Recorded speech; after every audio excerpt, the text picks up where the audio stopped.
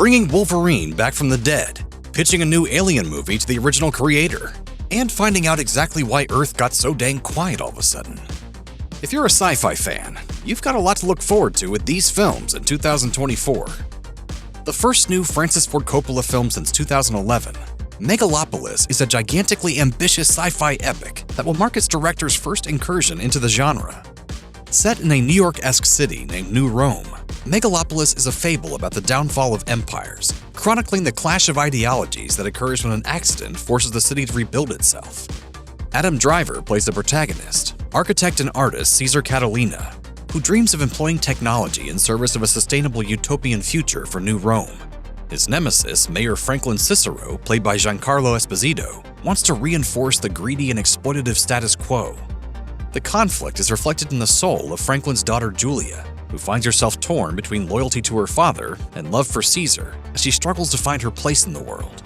A passion project decades in the making, Megalopolis didn't get off the ground until Coppola made the decision to self-finance it, officially beginning development in 2019. Though it made its debut at the 2024 Cannes Film Festival, it still has no official US release. That hasn't stopped it from already being one of the most talked about cinematic events of the year. After John Krasinski's original 2018 film A Quiet Place made bank, with its story of two parents trying desperately to protect their kids from a sound-sensitive alien species that has taken over planet Earth, the 2020 sequel achieved similar figures, even as it came out mid-pandemic. The potential for a full-blown franchise was clearly there, and sure enough, even before A Quiet Place Part 3 had been officially set to sneak into theaters in 2025, a spin-off film was already in development. Now following a behind-the-scenes overhaul that saw original director Jeff Nichols be replaced by Pig breakout helmer Michael Sarnowski, A Quiet Place Day 1 is finally coming. Starring Lupita Nyong'o, Day 1 will go all the way back to New York City on the day the alien invasion began. Joseph Quinn, Djimon Hounsou, and Alex Wolff also star as fellow survivors, who band together with Nyong'o's character, and then plot an escape course from the city as the US government abandons them to their own devices.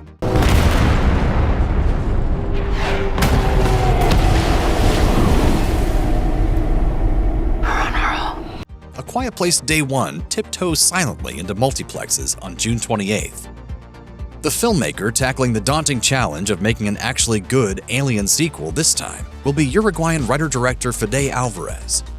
A big name in the current horror landscape, Alvarez is known for genre hits like Don't Breathe and the 2013 Evil Dead, as well as the less memorable 2018 Millennium series entry The Girl in the Spider's Web.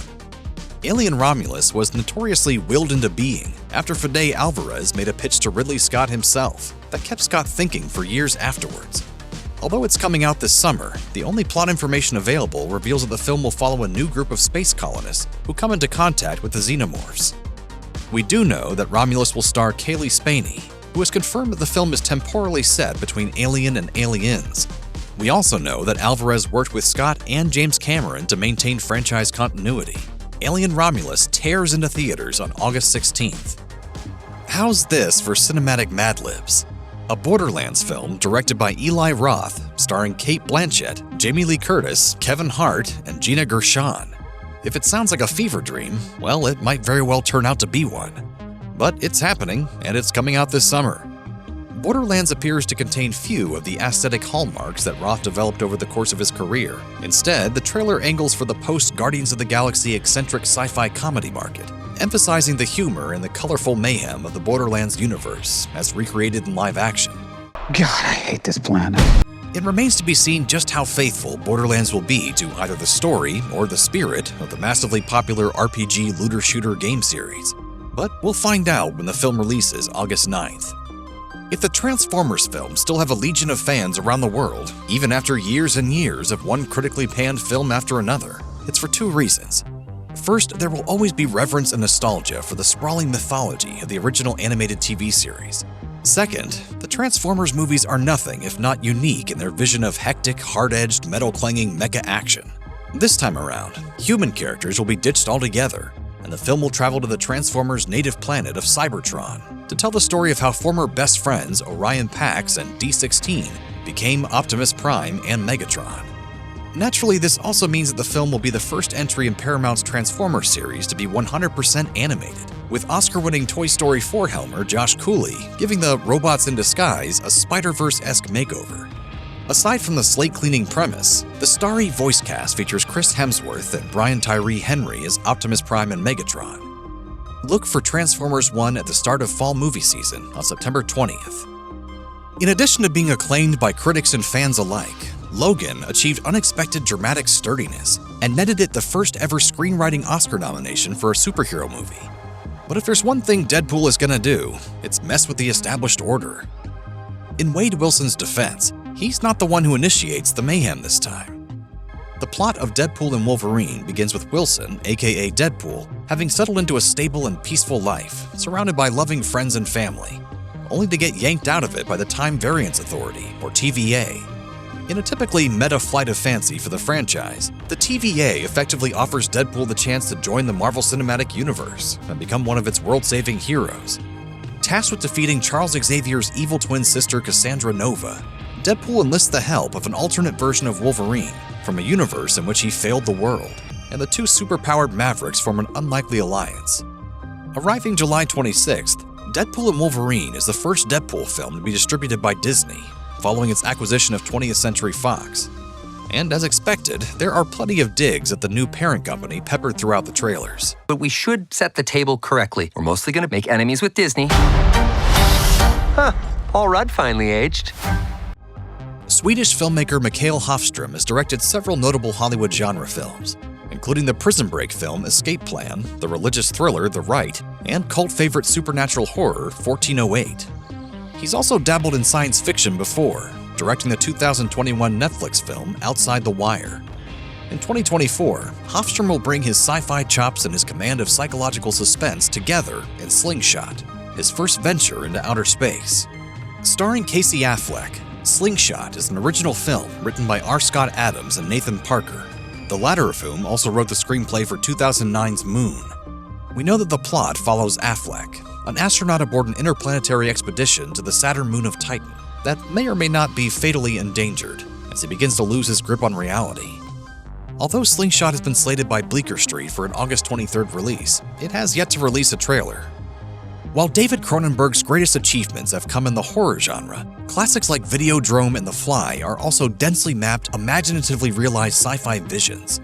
In 2024, following his 2022 surgery-themed freakout Crimes of the Future, Cronenberg will once again use sci-fi as a window into the hidden horrors of 21st century life. The Shrouds represents one of Cronenberg's most personal and emotionally charged feature films yet, and includes autobiographical elements. The concept is a heady one. A businessman deep in mourning following the loss of his wife invents a new technology that allows people to monitor the bodies of their deceased loved ones in their graves.